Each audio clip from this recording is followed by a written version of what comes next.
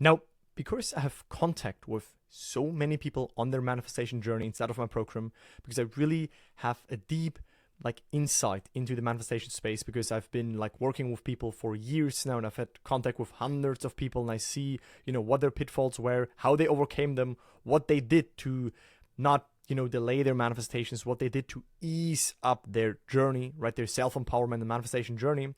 There's still one question that I observed is coming up again and again and again in the whole manifestation space, and my goal with this video right now is to once and for all cover this question and really go into detail. Okay, the question is this: what should be done between the assumption of the wish fulfilled and its realization? Right, so what should we do, right, externally? What should we do between we assuming the state of the wish fulfilled and that state of the wish fulfilled being manifested, being reflected, being externalized in our world? What do we do in between? Let's dive into that. And maybe some of you already can guess the answer, right? Maybe some of you have heard the term inspired action and stuff like that. And I once and for all want to cover this up, because you will get to learn that it's not about inspired actions. Because inspired actions would still mean that you contemplate, okay, now I get this inspired action, okay, should I do it or not? No, we are going to talk about automatic actions that you are usually not even going to notice, because they will just flow through you. You will act under compulsion. Okay, let's dive into this right now. So, as Neville said, the question is often asked: what should be done between the assumption of the wish fulfilled and its realization? And that answer might shock some of you. That answer might first of all cause some resistance. That answer first of all might cause some confusion. But what you should do in between of you staying and shifting to the state of the wish fulfilled, you imagining your end, you shifting to the end state, and the manifestation of that desire, what you should do in between is nothing. It's a delusion that, other than assuming the feeling of the wish fulfilled, you can do anything to aid the realization of your desire. Right, that's just the introduction. Let me get done with this slide. Let me finish this slide, and then we go deeper into the explanation, how that really works. Right, but I can already tell you, as long as you still contemplate, should I do this action or not? Is this an inspired action or not? I could do this, but what if it messes up a manifestation? In that moment, you are not in the state of the wish fulfilled, because in the state of the wish fulfilled, there's nothing left to do. It already is so. You are it. Right? When you imagine your desire is done, in that moment, while you experience it as done, while you dwell within, in the end state, in that moment, there is no question possible, what you can do towards it. You are already in it. You think you can do something, right? You think you're out there. The outer self is still, still faced with potentially old circumstances, right? So your outer self still sees the current reality. Within, you shift to the end state, and then you wonder, okay, so now I've done some stuff within myself to get it on the outside. So what can I do on the outside right now to get it quicker? As long as you still think like that, you're not going to manifest it. You are going to stay stuck. I need to be a little bit harsh here for you to really understand this. It's really important for me that you understand this. Right? So you think you can do something. You sometimes even want to do something. You're in this action-based mindset, like what can I do to get it quicker? What can I do to move towards it? But what does that imply? It implies you are not it yet. You think about what can I do to get it. But would you be in it? There would no longer be a separation, right? But actually, you can do nothing. The illusion of free will to do is actually only ignorance of the law of assumption upon which all action is based. Everything happens automatically. So, to give you an example, right, I hear stories where people wanted to manifest a new apartment, and they imagined a scene that implied that this is not my story. I also manifested an apartment. It's a long time ago, but this is from someone that I know inside my program, and they wanted an apartment, and then they had a scene which implied to them that they are in the apartment, that it is theirs, that they live there. And they imagined it, and at some point they completely lost all urges to look for apartments, to keep their eye open for apartments, to look for signs, to wait for it. They no longer felt any need to do anything because they so much already experienced it in themselves that they got the apartment. And that is the irrationality of manifesting, right? Everybody on the outside would say, yeah, but you should look. Yeah, but you should you should also do actions to move towards it. But if in consciousness you occupied it, and conscious is the only reality, if in your internal reality you are it, you got it, you have it, you experience it, right? You are dwelling in the state of the wish fulfilled, there is nothing left for you to do. And then the very interesting part, and that is what we're going to cover in the next slides, is that this new end state will automatically pull you towards it. Right? You will act under compulsion. The outer man, the outer you, the outer woman always acts under compulsion. It acts based on where you have first placed yourself within. But it's not that free will that you can determine like every little single action in between. No, it's like you imagine yourself going to the grocery store, then the outer you, if you don't imagine anything else in between, will put on its clothes and will start to go, to walk, to drive to the grocery store.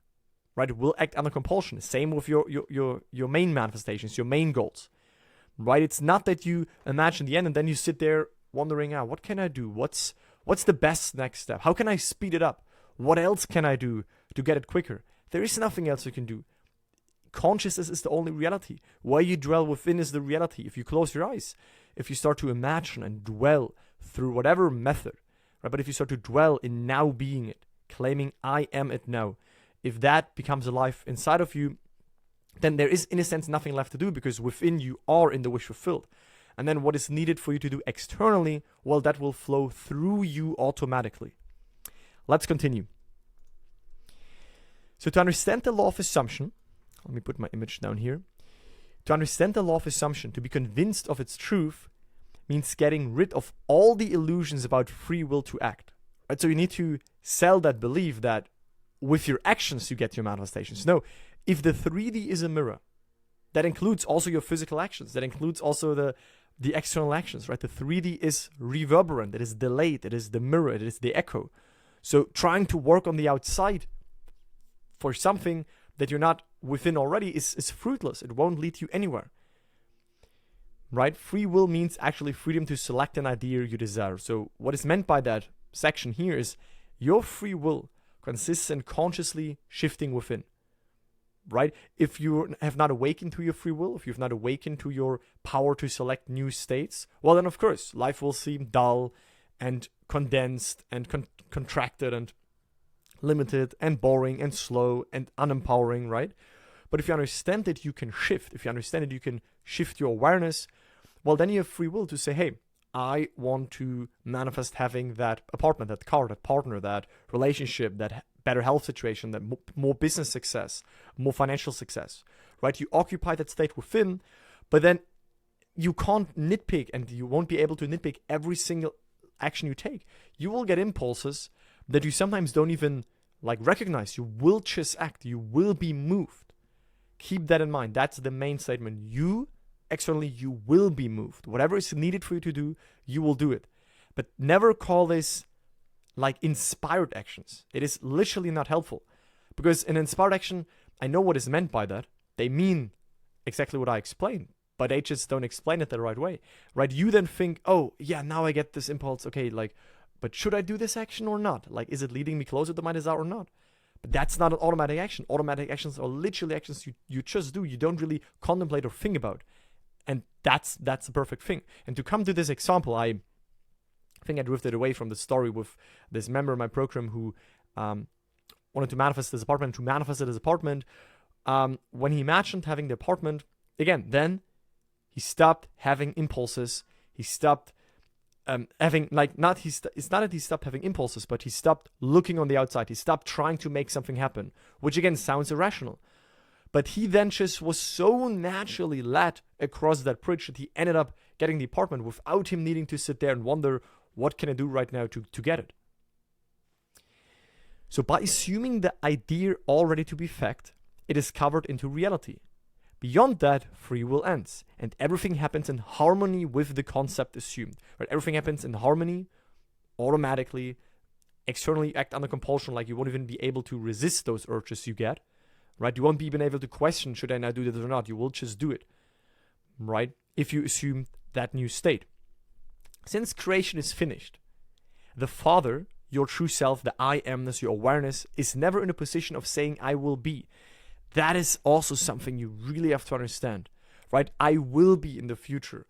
I do these little inner shifts so that I can actually get it on the outside soon, right? I do these inner manipulations and imaginings. That's just fun to get it in my future, in my reality.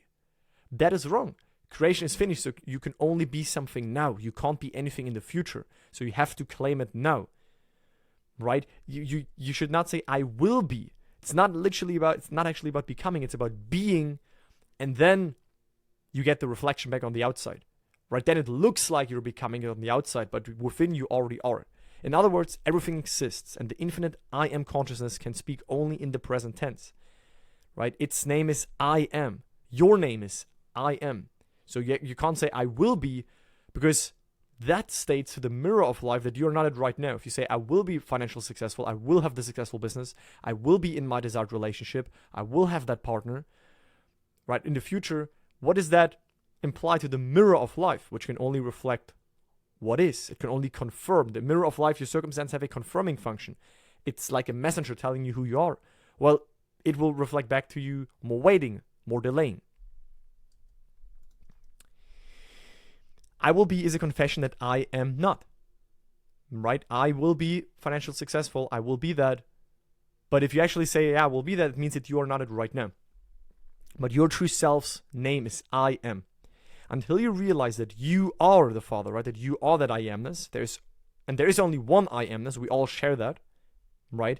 Your will is always I will be. It is impossible to do anything you must be in order to do. So only once the inner you, the inner self, the inner man, the inner woman, once you yourself are actually within dwelling in the wish fulfilled, seeing the world through the lens of already having achieved the goal, right? Thinking from it, being in the end state.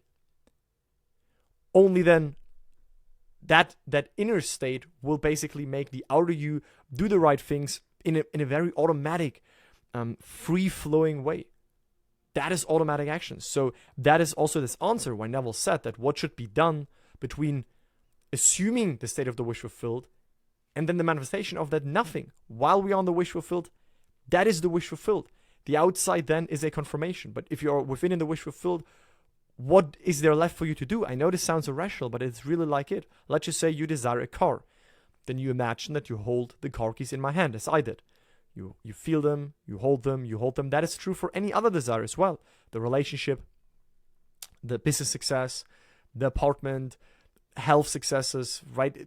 Members of my program have experienced the same things. So while you imagine being in the state of having the car, what is there left for you to do?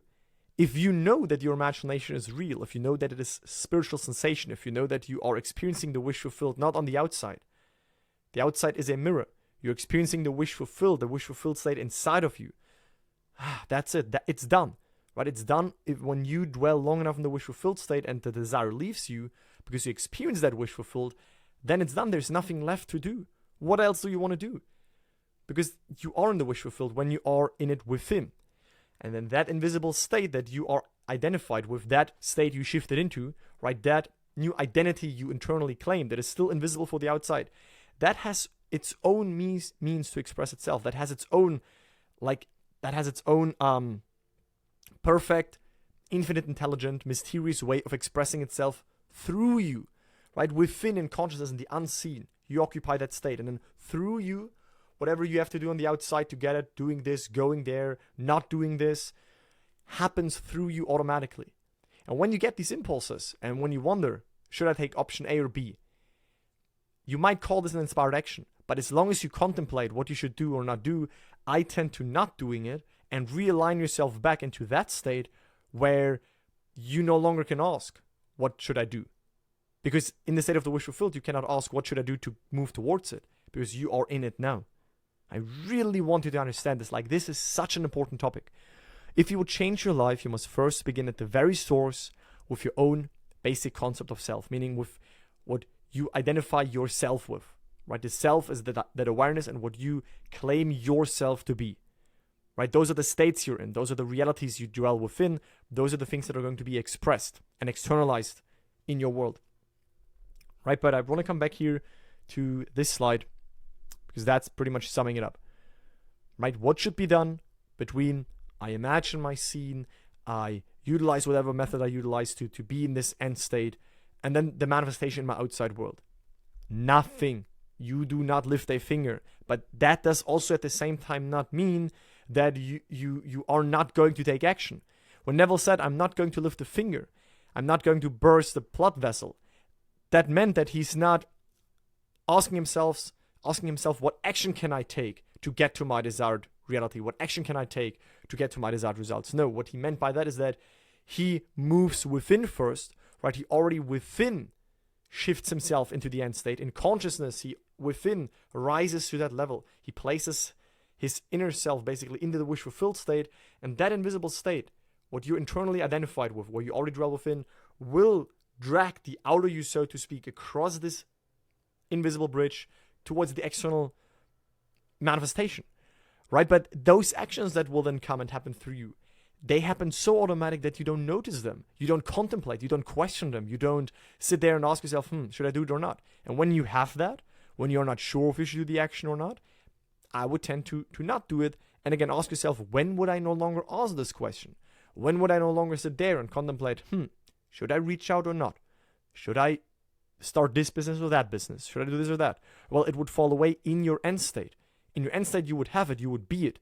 You would no longer need to ask that question. And that end state can be occupied right here and now within you. And if you are in it, well, then the question falls away, and then the question comes, the answer comes automatically to you, and you automatically either do this action, that action, a completely new action that you haven't even thought about, but it will then happen super smoothly, super automatically, and you will act under compulsion. And you sometimes won't even notice your actions. You will just do things. Maybe you just randomly decide to go there, to a place you never have been, and then you bump into someone.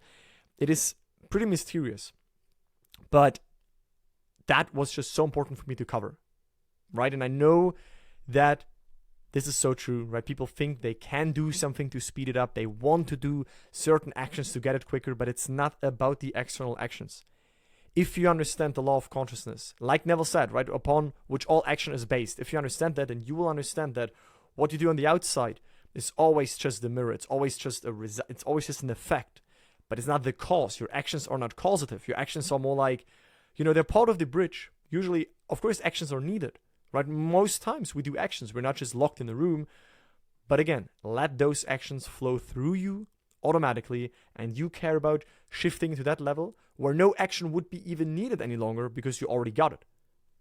Right? Take a step back from your rational mind. Understand imagination. Understand consciousness. Understand that within yourself, like we discovered, that creation is finished, that all states exist.